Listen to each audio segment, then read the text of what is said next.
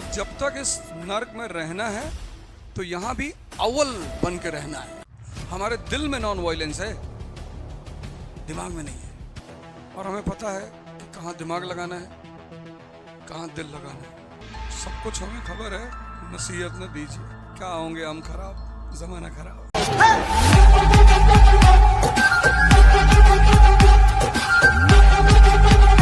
विनोद कहता है ना पंचायत में, कहता हम गरीब हैं, गद्दार नहीं है, इसीलिए भिखमंगे हो तुम। अमीर होने का पहला नियम है गद्दारी, सॉरी पैसा वाला होने का, अमीर नहीं। अमीर होने का पहला नियम है ध्यान। पैसा कमाना, पद कमाना गद्दारी ही तो है, और क्या है। झूठ, मक्कारी, फरेब। अब तो एक्सपीरियंस भी है, पहले छोटे मोटे झूठ बोलते थे, फिर बड़े बड़े बोलने लगे, पर मजा आता है झूठ बोलने में। तुम्हारी प्रॉब्लम सिर्फ पता है क्या है, ये सोसाइटी की प्रॉब्लम क्या है, वो अपने आप को एक्सेप्ट नहीं करती, डिनाई करती है। भैया हम शराब नहीं पीते। काहे नहीं पीते भाई? हम तुम्हारे काम के हैं, हाँ तो बस ठीक है, तुमको मेरे जीवन से क्या लेना देना। भाई यूनिवर्सिटी में मैं था तो एक लेडी आई मुझसे, सीनियर थी मेरी, बोली सुनो। मैंने कहा जी। तो बोली ये सिगरेट अच्छी चीज नहीं है। तो मैंने, मेरा एक दोस्त बैठा था, मैंने कहा इससे पैसे मांगे हो? कहा नहीं। मैंने कहा फिर क्या अम्मा बन रही है। सब कुछ हमें खबर है, नसीहत न दीजिए। क्या होंगे हम खराब, जमाना खराब है। आदमी को इतनी राइट्स कभी नहीं थी जो आज है ना। भाई लड़का लड़के से शादी कर लेगा, कर लो, तुम्हें अच्छा लग रहा जी कर लो, लड़की लड़की से कर लेगी, कर लो। ह्यूमनिज्म। कैपिटलिज्म कहता है कि हमारा काम करो, हमें पैसा लाके दो, बाकी तुमको जो मन में आएगा।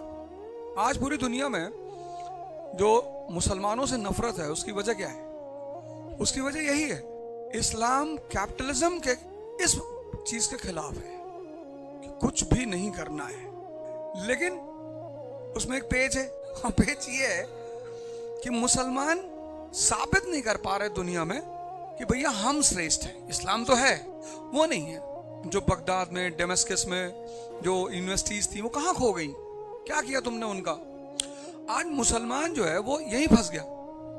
उसके पास रिलीजन बहुत अच्छा है, ऐसा नहीं है, पर वो उसको इंप्लीमेंट नहीं कर पा रहा है। भाई मोहम्मद साहब ने कहा कि अगर तुम्हें पढ़ने के लिए चीन जाना पड़े तो भी जाओ। सोचो पढ़ाई पे कितनी वैल्यू है। अब यानास है, अब इनके अब्बा छोटे मोटे बिजनेसमैन है मुंबई में, इनकी बहन डॉक्टर है, यानी उस आदमी ने अपने बच्चों की पढ़ाई पे ध्यान दिया।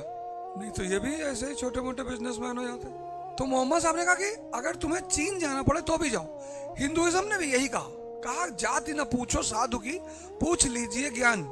यहाँ तो जात पूछते। अब हमारी जात देख के पढ़ोगे तो बहुत लोग नहीं पढ़ पाओगे, क्योंकि ज्ञान की तो कोई जाति है नहीं, उसका तो कोई धर्म है नहीं। वो ज्ञान शुद्ध ब्लेसिंग है ऑलमाइटी की, इसलिए पढ़ते बहुत लोग हैं पर ज्ञानी बहुत कम लोग हो पाते।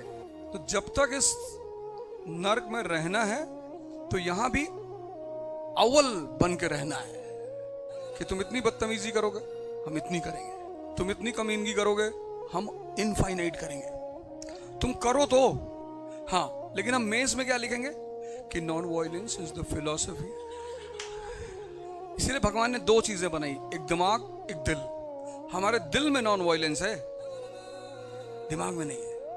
और हमें पता है कि कहाँ दिमाग लगाना है, कहाँ दिल लगाना है। कुछ लोग कहीं भी दिल लगा देते हैं, रुला रहे हैं लोग उनको, रो रहे हैं वो।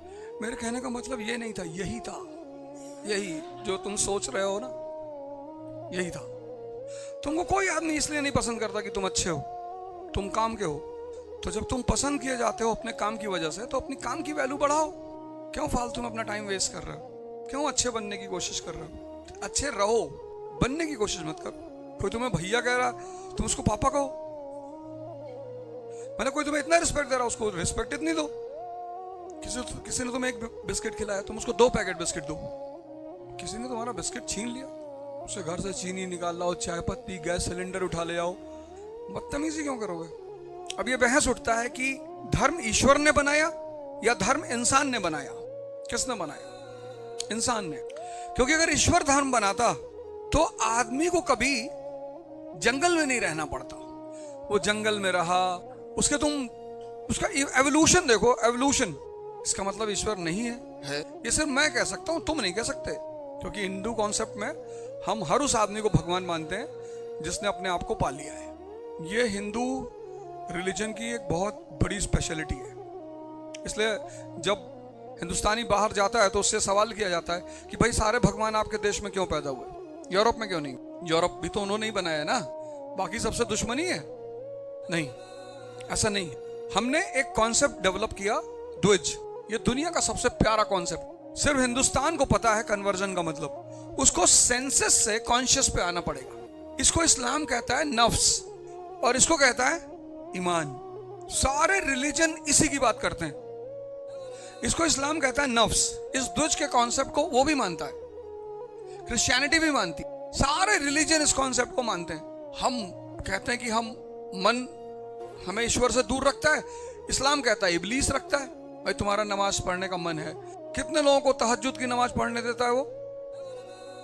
सबसे ज्यादा नींद तहज्जुद की नमाज के समय ही आती है, जबकि सबसे ज्यादा नमाज वही कबूल होती है, लेकिन उठने ही नहीं देता। अरे कहता पागल, 2 रकात ज्यादा पढ़ लेना, ऑप्शन है ना उसके पास। बच्चों को फजर की नहीं पढ़ने देता।